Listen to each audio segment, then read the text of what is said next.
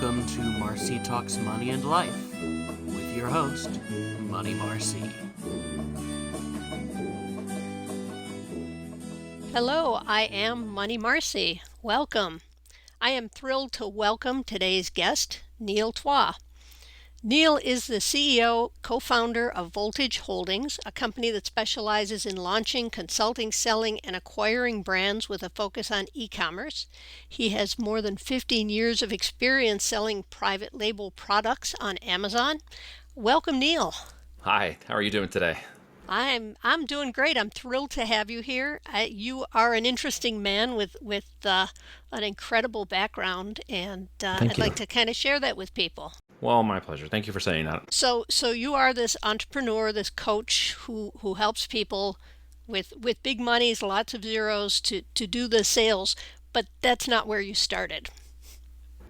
No, I started. The internet is a fascinating thing today, isn't it? It's kind of a standard. It's a known, but I actually knew the world before the internet existed, and in those days, there was information starting to move across AOL and chat boards and dial-up internet and this kind of stuff, but it really hadn't hit its mass marketing until beyond 94, 95, 96, and of course, as we all know, into 97 to 2000 during the dot-com situations. But when I was in college during that time frame, I discovered really that the opportunity that the internet was going to provide, that I believed it was going to provide, was kind of greater than where I was in my walk at that point. I had not had any entrepreneurial experience really, other than hustling some lawn mowing, and I was waiting a job to just earn some cash before I went to college. And then I had a work study at college, and I went on a nearly full ride music scholarship to go to college because that's kind of a fallback plan. I wanted to be in the military. I wanted to go into the Air Force and be a fighter pilot, but I did not fit into the cockpit of the F-16 at that point. They couldn't close it. I'm too tall. I'm 6'5", but my height is in my waist up, and the head helmet would come down, and I just couldn't literally fit. So that was not going to be something that worked. So I had to do that fallback. But no, I just always had a tenacity to keep pushing and finding out where the boundaries are of things and pushing in life. And my life has been nothing but a series of high peaks and low valleys because of that. And just learning the entrepreneurial journey through dropping out of college and getting into the corporate world, because that's where money was. So I ended up in 2000 in Sprint, a couple of years after they launched their mobile division. We were launching the first mobile phones into the marketplace. So that was a fascinating time. I still have the first phone number that I got. That is still it's still my primary phone number on my mobile. Had it ever since the first ones were issued. I'm kind of dating myself, Marci, but so much has changed in such a short time frame, right? I'm not terribly old at 49, but I've seen a lot of life. I would have to agree with that. I'm a little bit older than you, and I was initially preparing tax returns by hand before we had all the computers doing virtually everything. I predate fax machines. I predate email. Yeah. The world just changes faster and faster, It is and changing. new opportunities come because of that. That's right. That's right. And I saw that, and that's why I took advantage of it. I just wanted to be where it was happening. I thought about going and just sitting outside Amazon headquarters and seeing if they'd give me a job at college. And honestly, I didn't want to do the job route. I think it needs to be said. I know a lot of people are maybe in the job, or someone listening to this is thinking about, how do I apply finances? How do I create a business or build one or do something different? Or maybe they're just looking for financial advice on your podcast to some degree. But the end result was I was just looking for ways to better myself in knowledge and education, in the application of it for financial purposes. Obviously, money makes the world go round. It's not everything. And if we're greedy, we can crash and burn if we're not careful. But the end result is, profit in business is extremely important. And I kind of understood that to profit, I had to work. So I worked harder, and sometimes 10 times harder than everybody else. When I got a job in doing that as a programmer, when I first got out into the corporate world, I didn't actually know how to program really well. I actually learned how to program between the hours about 2 and 6 in the morning. And then I would go back the next day and I would do what I learned until I became proficient at it. So I actually just out-hustled a lot of people who weren't willing to work as hard as me. And I always knew that eventually I would stop doing that, because that's not really what I wanted to do. It was a means to an end. It was a way to gain knowledge, be in the place where the money was flowing. And then I really wanted to be my own entrepreneur. I wanted to start my own business. I just wasn't sure when that time was going to come, but I let it go. And, with enough time, eventually you find out where you should do things, and when you sometimes look in the rearview mirror and go, gosh, I should have done that years ago and didn't do it. That's where hindsight kicks in, right? And so I'm hoping that people listening to this today won't be in a hindsight situation. They'll be in a forward thinking situation for 3 to 5 years, thinking, well, how fast did the last 3 to 5 years go? Where could I be in 3 to 5 years? It's not that far away, actually. And a lot of goals can be encompassed in that short amount of time. That is definitely true. Now, you were lucky to get into these jobs without that college degree, because at that point in time when you were doing it, they wanted to see the college degree to get in the front door. Now Yep. I think it's not quite as much. They were actually willing to look past a lot of that back then, because the thing that really got down to it at the end of the day, and this is the most difficult part for a lot of people to understand, I got into those positions because of the relationships I was willing to establish with those folks. So part of that aspect of getting forward was maybe an innate gift, something that I learned from my parents, something I maybe was given from God, but I have an ability to drive quickly into conversations and relations with people and build in like and trust relationship relatively fast. What I got down to really understanding was, in that corporate world, of course, there were just people. And in any business, there are people. In any deal, there are people. And in any deal going forward of any kind of business, you need to feel like you have a position in it. And you need to know and feel like the other person is listening to you. And ironically, I think what people do in interviews, and I did not do at that point, was they did most of the talking. Now, we're on a podcast, so I'm doing most of the talking. Well, my listeners hear me all the time. Yeah, but in the interview, the strangest thing was I did less amount of talking, and I was very specific with my answers. And what that was to give them a feeling that I was very interested in what they were doing, not just what was in it for me in that job. And that allowed me to quickly build those relationships. Then I was inside that opportunity, and it was mine to lose. So I did everything possible to not lose it. And in that process of, learning how to do it better, I simply out-hustled those who had degrees. Let's just call it what it is. They felt like their degree would coast them farther. And since I had no degree, I had drive. I had initiative. I had willingness to gain and do things others were not willing to do. And we were just reading, because we're a homeschool family, we were reading about this morning. It was the mice training experiment where they put all the mice in the perfect environment, Universe 25. And they were all lazy and fat and eating, and then eventually they all, population grew, and eventually the males became complacent, and nobody wanted to procreate, and eventually they all died off. He did that like 25 times. I don't know if anybody knows that. Go check out Universe 25. It's very fascinating. But the end result of that was I was just not willing to just get fat and lazy on the things that were around me, and we needed purpose and drive, and those mice needed purpose and drive, because they had all the food and information and things they needed to take care of themselves until they decided it was not worth doing anymore. And I just don't feel that way about life. I've never felt complacent. I've never felt like there can't be progress, there can't be learning, there can't be something new, there can't be pushing forward. And I just got to a place where I out-hustled those who thought their doctorates or double doctorates would outpace me. And so by the time I got to IBM, I'm working with double doctorate degrees and MBAs and all this stuff, and I could keep up with them. Book learning only gets you so far. It gets you in the door, it gets you a starting place to move forward, but you still have to do the work. You still have to do the work at the end of the day. Then that's the lesson of any life and business at the end of the day. And in finances or anything we have to do in business or our personal finances or whatever, we still have to do the work. There's no autopilot. That's why I homeschool my children with my wife, because I don't feel like just putting them in the system is an autopilot where I can take off the throttle of learning and education and control of my children, and giving them an opportunity for a worldview that doesn't limit them by other people's perceptions of it, right? And I can create that opportunity for them in an abundance thinking mindset and build into abundance into their thinking, not the scarcity that was built into my system when I was a kid growing up, because that's how we were built. We didn't say money in my house because it was a 4-letter word. You don't say it because you disrespect dad. Dad works, he provides, you want something else, you don't want more, you don't ask for more, you don't talk about more, certainly don't talk about money, because that could be seen as disrespectful. And that is not something that I've ingrained in my household. So you didn't talk about money growing up? No. Nope. Financial lessons you learned, you picked up on your own as you were growing up As big and outside. failed as I made them, absolutely yes. Yep, and I failed. Okay. Yep, and I've won. You talked about the peaks and valleys, and that's standard for a successful entrepreneur. You're going to have those big fails to have those big victories, and theoretically, as you get more experienced, as you get more knowledge, as you get more niched into what your skills and weaknesses are, theoretically your peaks get higher and your valleys get less high. so that you're overall bringing your financial systems up. You learn to learn. You don't learn what to think, you learn how to think. And that is one of the things that I've taught, again, my children and the people that are around me is I don't want you to necessarily think like me. I want you to think for yourself.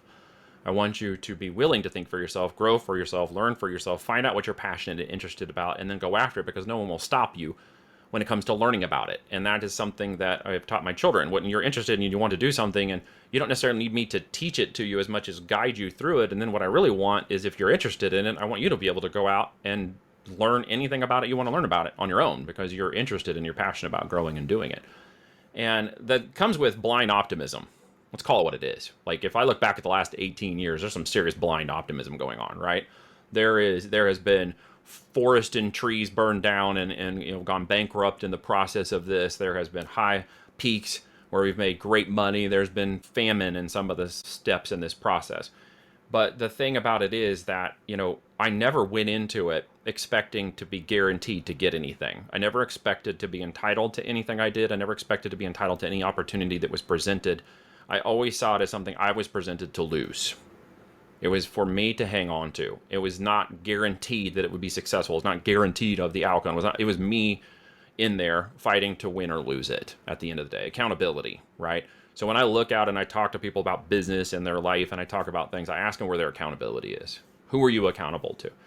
And if the language does not come back to, I'm accountable, it's me, I take responsibilities, they're a liability. You understand why? Because they don't have the foundations of a successful mindset. They have a foundation of where they can address the bullet points of life in which they objectively turn over responsibility but take no accountability for it. And that is not what a business owner does. A business owner takes accountability from the top end to the bottom, from every work, every flow, everything. You may not do it all, but no one will ever be attached to your business as much as you. So you will literally see top to bottom every aspect of it, even if you're not in every detail.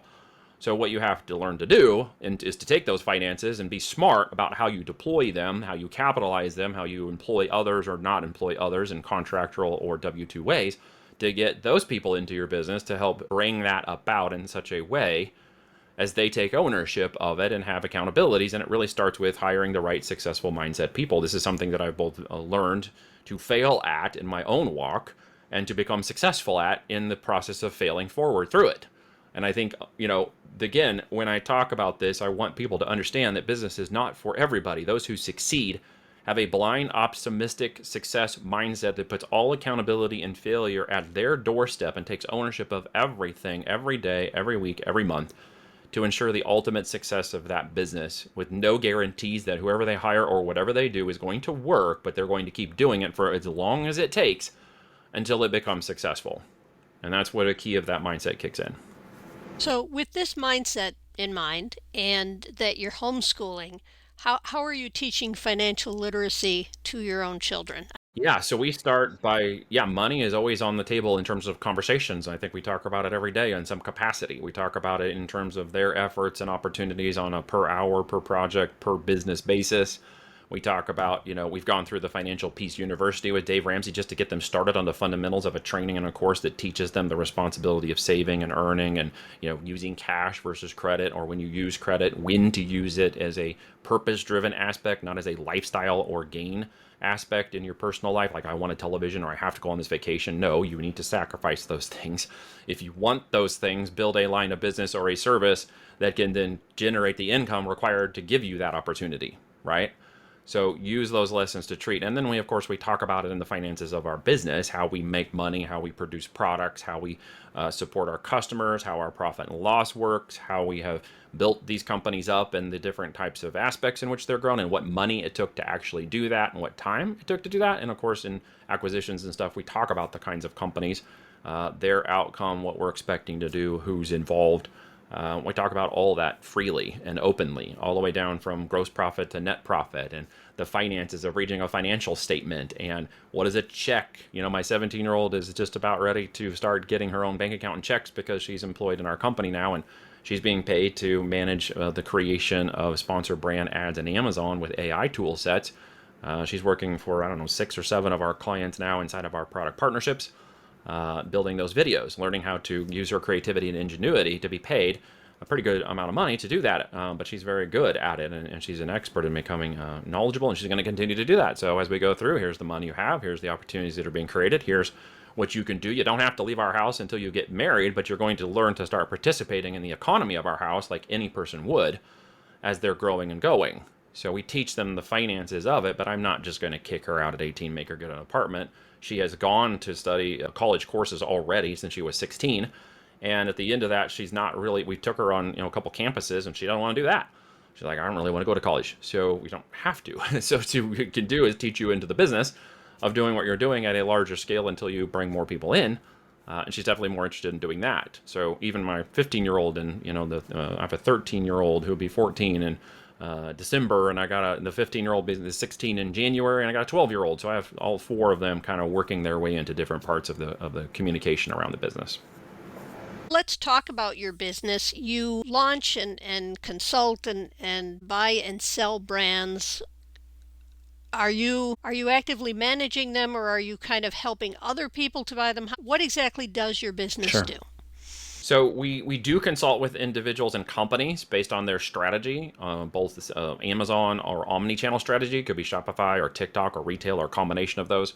I do that on a very limited basis, usually very selective as to which kind of client we would support in that, because we're very busy operating our own brands. We have 24 of them.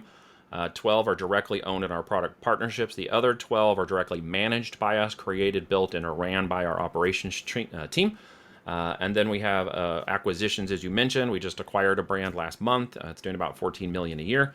It's looking to grow relatively large through additional channels. That's primarily Amazon and retail. So we're now opening up Shopify and TikTok and direct-to-consumer channels for that brand as we grow it. And so we are at the operations level. We're tactical and we're strategic in the way that we do our business. Partly that is because my model, as I learned to grow a business with 12 employees once upon a time, discovering that process was not only not ingrained in my being as a manager or a person as a leader, but it was not really. It was a tough lesson in the management of people and operations within your own company, which is very different than a corporation, right? And with that, I realized that I needed a different way to do this, and my partner and I agreed. And what we did is we set off to look for people that we could train who had the components of the successful mindset, but not the roadmap, the one that we had been building for years and had done successfully. And I started inviting those people to come train with us for a year, to mentor and disciple in the process of building a brand, to show them the path, the software, the technology, the capitalization, work with them one-on-one to get that off the ground. And so what that allowed was over 3, 5, 10 years, a group of people who have not only become successful in their own business through that mentoring and discipleship, but they are now operating companies that we have created and acquire. They're working with us in a product partnership level, so they own a percentage of the company. So instead of taking employees, I brought people into a profit sharing. And through that knowledge and training of their abilities, now management and goals, I have 3 operators that run 12 companies because they can see the systems and the processes and the automations. They run the tactical and growth and optimization of each of those businesses. Because so much is now driven by AI systems and blinking dashboards, and we move product all over the world without having to do it with our hands. There is so much economies of scale that we can build into that each operator can run multiple brands and companies that we have separately created. So I went that route instead. And with that, then I just continue to look for those unicorns out there who might want to come along for 12 months and become one of those folks. They don't have to necessarily, partner with us. When we consult, they keep 100% of the business. But my goal is to bring each of them into an exit within 3 to 5 to 7 years. That's my plan, to bring their company along with them to an exit. At that time, I look to acquire the percentage of ownership. Until then, it's theirs. So as we build it and grow it with this scalable and saleable asset, we look to acquire it with the end under a first right of refusal. It is no obligation to sell the company. It's their choice. They own the company. Should they choose to sell it, I'm the first person I would love for them to speak with about brokering an off-market deal for acquiring that. I know how they grew it. We helped them do all the processes of building it. We've seen them operate it. And I usually will say to them, if you want to have us acquire the company, stay as the operator. As we acquire a majority share, you can stay on for a double dip on the second exit. Let us bring in all the capitalization, additional resources, and support you don't have into the business to help you grow that up for another 3 to 5 years and take a second exit. And most of them were looking at saying yes to that. I've got 2 of those on the line right now. The other acquisition was an outside acquisition through a group that we put together called Patriot Growth Capital. It's a veteran-backed, veteran-funded, veteran initiative to hire veterans into the companies that we acquire, train them up at various levels of the business, and give those veterans an opportunity to employ, grow, and become proficient along with their families in creating opportunities for the veteran community. You help people build their business so that you can buy it for Yep. more. Yep, so they have a good exit. Right. So everyone wins when they come and work with you. That's the goal. Everyone wins when they come and work. And how do they win? They stay involved. They stay in the fight. They don't quit. They overcome the objectives. They launch the products. They build a brand. With the brand comes the intrinsic value. And the real saleable asset that we're talking about is that brand value. Okay? The amount of products they have is just a component of how that brand is powered. So a lot of people focus on the product side when I say it. But what they need to understand is it's the brand building and the value of that brand that becomes a saleable asset, right? Whether it's 5 products or 10 or 50 products, that's what wraps up into that brand. That's why we say don't marry your products, because there are a lot of products out there that can flow in and out of a product-based brand. They will have a certain life cycle. They may be there for 2 or 3 years or 4 years, but some will not stay there that long. So we continue to do our product research and development. But yeah, the goal is to build that into an equitable brand that has a high multiple valuation at time of sale to maximize the exit potential, a generational wealth opportunity if done correctly. Daniel, for example, launched in 2020 with us. Daniel was a kind of a stay-at-home dad, golf course manager background, did some theology stuff, and built his brand and is now in the final stages of selling that 5 years later for around $29 million. You're making me think of like Shark Tank, where these people compete to Very find good. someone who has the connections, the knowledge, the whatever to good. help them build Yeah. their brand, whether they keep it or sell it. Yeah. And someone coming to you would be saying, "Hey, this is what I'd be going on TV and hoping that 5 people might fight over, whereas I can just, Pretty much. if we connect, really work with You'll you have the to long-term aspect. Yeah, we become the shark, and that's funny you mentioned that because Kevin Harrington is a friend of mine. I'm going to talk to him this week about another brand. He wrote the foreword for my book. I've known it since 2016, and so I've been around the shark side, but not within the shark. So yeah, while I'm not like sharking them on a deal, I'm really looking to help them actually acquire it into our private equity group for the maximum exit possible. Because it is a win-win, as you pointed out, yeah. And that is my goal for those people who get involved. So they need to think in 3 to 5 years, not 3 to 5 months or 3 to 5 minutes, like a lot of interweb people think about, because we're building a real business, not a side hustle or hobby. We're building a real brand to take it into the market share and to get that market share opportunity to really exit a solid company. So many people, they have a good idea, they get it started, and they just don't have the knowledge of how to build it, whether it's something they want to keep doing for the next 20, 30, whatever years, or whether they want to build it big enough for someone to buy them out so they can move on to their next project. So, and like Daniel, they don't have to have e-commerce experience. They have to have the fundamentals of a successful mindset, which I interview every person to find out where they are in that walk. And if it's not a good fit, I'll just say it's not the right time. Come back maybe in a year. But I look to find those right people who have those foundations in place and could be trainable into the positions of getting that success, to get themselves out of their own way and to see that success become a reality, or I fail at my agenda, right? Which is a business that can become acquirable, right? And so we look at that from the holistic aspect of the business and the person who could be trained into that, because I don't want anybody starting and failing. I want them to follow the process. I want them to become successful. Otherwise, I failed at my 5-year plan for the whole business, frankly. what do you think are the biggest mistakes that new sellers, people who are trying to create something, make when they're going into e-commerce, whether it's Amazon or other sites? They marry their products, and thus marry the project and fall into the logical fallacy that if I serve this, or I put so much time or energy and effort, I have to keep going no matter what, it must serve me. And we say no, right? The sunk cost fallacy is when a product or a product within your product lineup does not serve you and is not serving the business, you have to get rid of it. That's why we say don't marry your products. So our 5x5 methodology is to overcome one of the biggest things, the what the heck do I sell component of this, to make people realize there are many, many product opportunities for you to sell. It's kind of like that naive thing that's like there's one person in the world, there's one soulmate. Well, that's not actually really true, is it?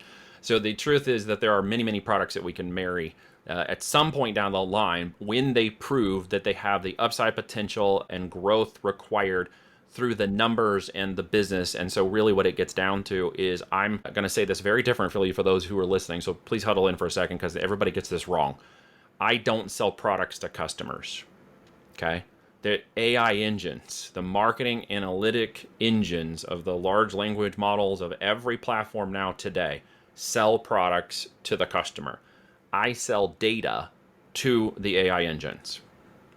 When I broker that data correctly with the right information, the right model of product, the right price point, profitability, and market potential that I can penetrate from a test and a full product launch, I need to know that that engine understands that if I'm launching an ice cream maker, which I just did a month ago, by the way, called a Blizzy, Blizzee. You can check it out on Amazon, the Blizzy.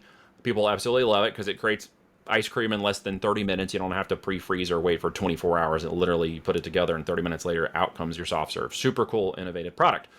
But the point was that when we launched that product, everything in the system told us that with 36 million people searching every year for that product, there were competitors at certain price points that we looked at profitability and said, well, we want our profitability to be as maximum as possible. So where is the competition we should go after?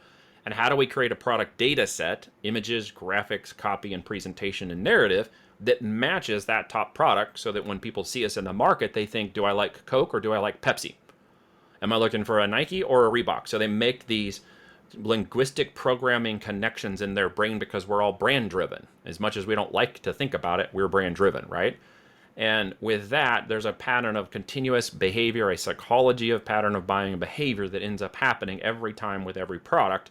And that's where a lot of these models and engines and data sets are all now combining together to put audiences in between products and information, both in like videos you upload on Instagram or products that you put listings on Amazon.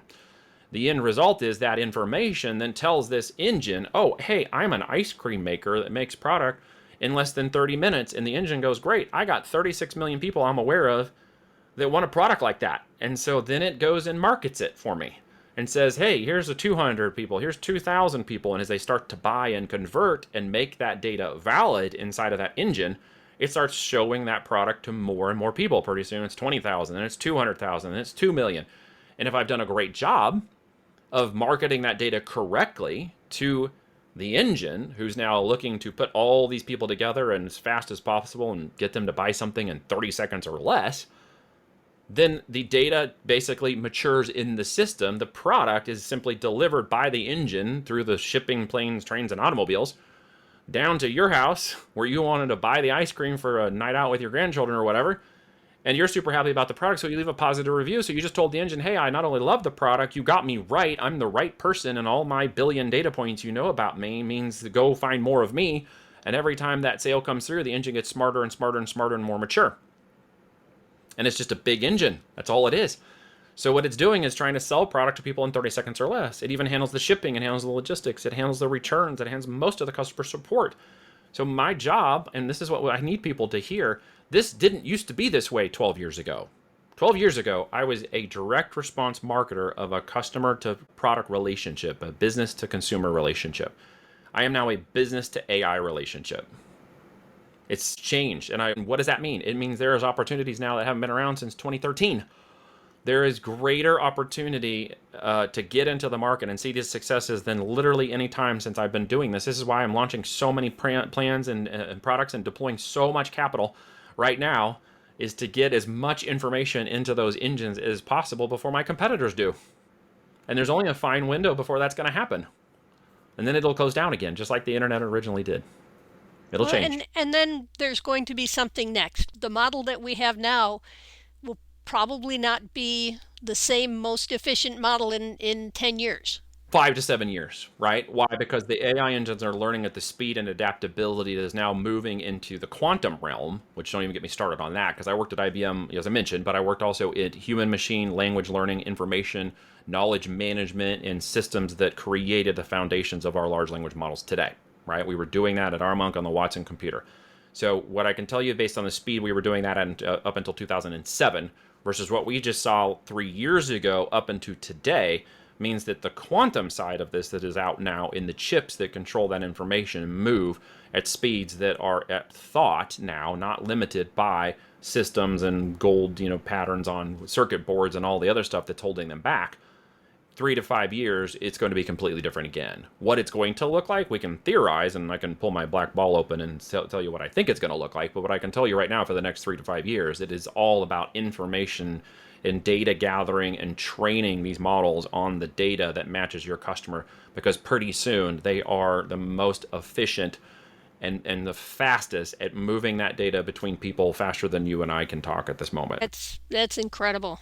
It's a whole new future of things I hadn't even considered in my lifetime, quite honestly. So people create something, they start marketing, they come to you, you help them improve the way that they market and get it to people. Well, I even start with the concept of the product. I will tell them exactly what are the customer needs and driven from that data, how to structure that data and sell it correctly to the engine, and then what product to make sure they produce behind it from a manufacturer and supplier, both trademark, intellectual property, capital deployment, both operational capital and CapEx, right, the expenditures for growth, and then show them how to cash flow that over 90 days and get that snowball rolling into a juggernaut in 2-3 years through the creation of products and the economy of e-commerce brands, and then let them literally learn how to run and operate it themselves, free of us. Is really my goal until they need consultation, and then we look for the exit. But yes, it's the systems, people, process, and technology that I work one-on-one with my team and that individual to get them to that point. Even if they've had no experience and they don't need a product, I'll tell them exactly what to sell. Okay, and then you'll help them get to their 8-figure exit. That's the goal. And what is that path? Is that a 3 to 5 year path? Is that a longer path? It certainly can. Daniel's an example of that, right? He's a bit of a unicorn, but I have others that are between the 1 and 10 million range in 5 years, just to give you some scope. My goal is that every person in 5 years has an opportunity to generate a $5 million revenue business with a net profit of 20% minimum. Okay, 20% minimum net profit in e-com. So we will choose certain products that have ROI 50 to 60% on them and have net profits $12 to $150 in net profit per unit. So when I mention the changes in the market, it is now a more professional, it's a slightly more complicated market to sell in than it was 12 years ago, but certain components of it are more simple, as I mentioned earlier, than they've ever been. But there are complexities now that make it more difficult to enter and know where to enter the market. So I make sure they understand their opportunity cost for entering a market above the normal hassle people hear about when they search online for physical products and e-commerce, and they end up with the idea that China owns all the e-com market and there's no opportunity, there's no products, there's no money to be made, there's no opportunity. So we have an opportunity cost that's changed. So we enter markets that are 50 to 500 in retail price point.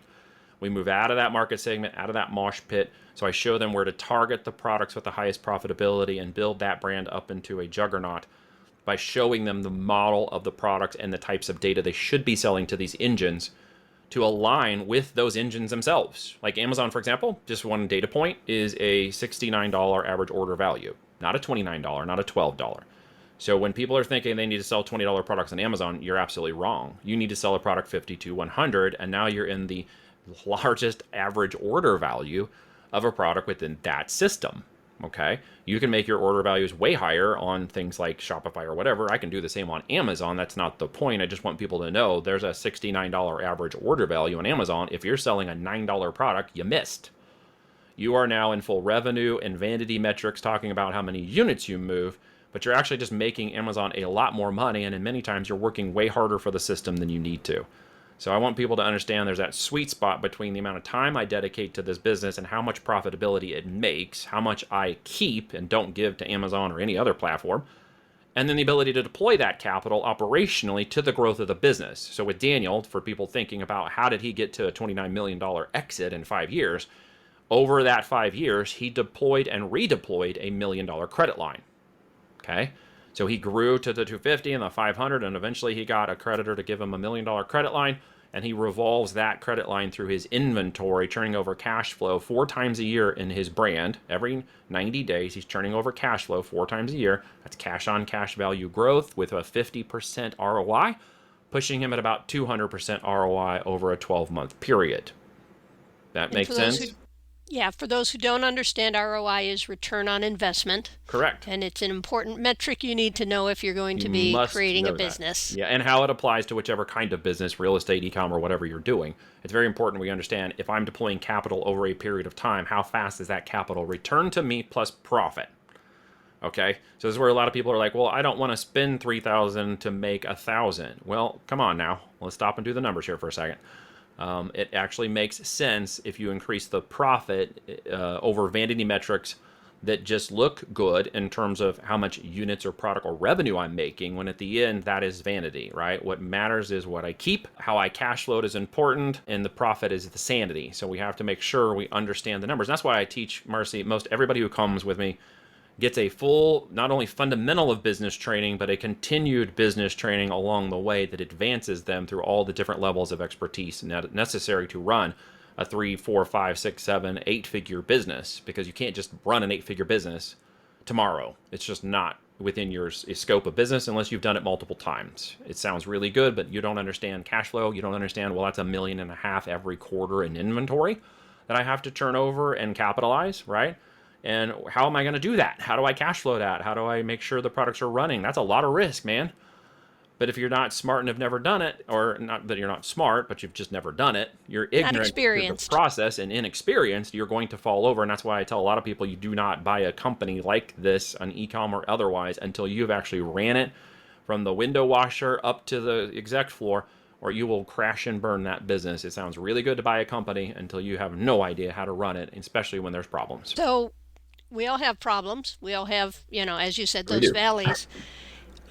How can someone reinvent their life and their income after they've had financial or career setbacks? Maybe they don't have the money to invest to create a business. Well, a business is something that is operated at every level of income to profit and loss on the business, really.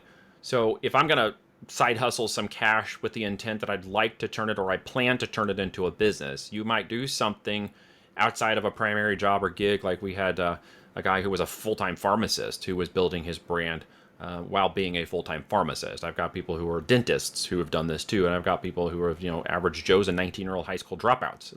The intent is they're willing to find the time to do it. So limited cash and resources means if you don't have the money, then be resourceful. Be smart about how you do it, but get out there and do what's necessary to start the model and move the model. If it's an e-commerce based initiative, then you might look at just flipping some products on Facebook or eBay or something to get your stuff going, so you understand the cost of goods, the marketing, and the movement of it. My 13-year-old runs a little eBay business. She makes anywhere between 30 to 100 bucks a week in her pocket, flipping products on eBay that she found at the local stores that she can go in and find out, like shoes and clothes and holiday sweaters and things right now that she's listing on eBay that are selling, and she ships them up and we take them and ship them so she can learn the model of the product movement and make some side hustle cash. You can make $1,000, $2,000 a month just doing that. The process by which you do that is now learning the movement of pricing and cost of goods and the movement of a physical product, until such time as you may decide you want to go to the next step, which is learning how to build a brand. At that point, you're going to have some confidence to leverage some risk to move that through the market however you want, or take some of the capital you've created and some additional capital and move it out. Just know that the opportunity is out there. I think that's the most important thing people need to get. They aren't going to let it be handed to them, and it isn't going to be extremely simple. If it was, everybody would do it. So don't fall into this hopium guru mindset idea that if I just spend an hour a day, I can be a 7-figure seller. Those are lies, guys. Don't fall for that, okay? Those are cheap tricks getting you buying little courses and stuff like that where you don't plan or won't take any action. If you take action, you will then lead yourself to a path that says, hey, I actually need to learn this thing, and you will go find a course or a mentor who helps you do that thing because you need it to get done. And you need to do it because it's the logical next step in making more money or growing your business. But what people need to do is start the process. They need to work the process and show that they're willing to learn how to make it go. I tell you, once you get your first little bit of sales, it's like a little dime bag of business crack. Like that point, once it starts to work, you snort that down. You're like, I want more of that. You're gonna want more of it. And the only way to grab it at larger volumes with lower economies of scale, meaning I don't need more employees in warehouses, is to utilize systems today like Amazon and others that have shipping and fulfillment methods that don't require you to flip products in your garage anymore. If you start that way, right? They can ship the products and move them for you. So there are ways to grow your economies of scale in the business and the profitability, but not in the overhead. And that's what's so cool about so many of these systems that are online, sitting right in front of you right now, that you just need to start taking advantage of. Speaking of taking advantage, tell us about your book and the offer. Yeah, I mean, in simple terms, the book is basically a continued strategy of some of the things we'd covered today. It goes through a lot of the different points of building a successful company. It is not a tactical guide, so if you get a copy of it or whatever, we have some copies, 10 free copies we're going to give away today. That isn't really going to tell you how to open your browser and push buttons. It is going to teach you the fundamentals of business, the fundamentals of finance in these kinds of businesses, the research, the market research. There's chapter by chapter of information. It's in a conversational format because it was taken from my podcast, and each person and myself that were talking about that in the chapter discuss in detail that particular area of growth in each part of the business, from the research to the finance to the marketing, etc. And there are case studies and information worksheets and workshops that you can attend that are a part of that, that go beyond the book, but teach you the strategy of what we call our as seen on TV strategy, and how to use systems like Amazon's Fulfilled by Amazon system, that big truck rolling, planes, trains, and automobile infrastructure that you probably use as a consumer today, to actually leverage that system as a producer in your favor and be able to create a really great business that is a saleable asset. These businesses are assets that are worth more in the end than at any time during the business building phase. And that's the book. It's going to teach you the strategies of what you need to do to how to deploy that capital and time correctly. And the title of your book is? Almost Automated Income with FBA. Okay, so Neil has generously offered 10 free copies of the book to listeners of this podcast. I will have a link in the show notes. You have to use the code MoneyMarci, and hopefully some of my listeners will check that out, because I think there's a lot of great stuff to learn. I will tell you, just as a caveat, because some people catch this and are concerned, it will ask you for a credit card, but it will not charge you. That is just simply a verification we do to ensure that people don't steal the book. Fair enough. Neil, do you have anything else you want to mention before we wrap up that we didn't cover? You're very gracious. Thank you. I don't. I have spoken a lot of words today very fast. So I appreciate your listening and your questioning. I think the only thing I would just remind people again at the end here is opportunities begin at the end of your excuses. So take some imperfect action today, and something perfect will happen along the way. Just give it some time. I think I am going to steal that quote and use it. Opportunities begin at the end of your excuses. That's great. Yes, they do. Anybody who's excusing the idea of time, energy, attention, or money today, you're going to miss the opportunity, but hopefully somebody else on this call will actually take that opportunity and run with it. Well, thank you. Neil, thank you so much for being my guest today. We appreciate the time you took to join us here. Thank you. It's been an honor. Thank you for having me on. And to my listeners, I will be sharing a link to Neil's information and, of course, about the book in the show notes. Please check him out. There is a lot of interesting information. And don't forget to subscribe, leave us a review, and stay tuned. I will see you next time. And this has been MoneyMarci on Marci Talks Money and Life. You got this.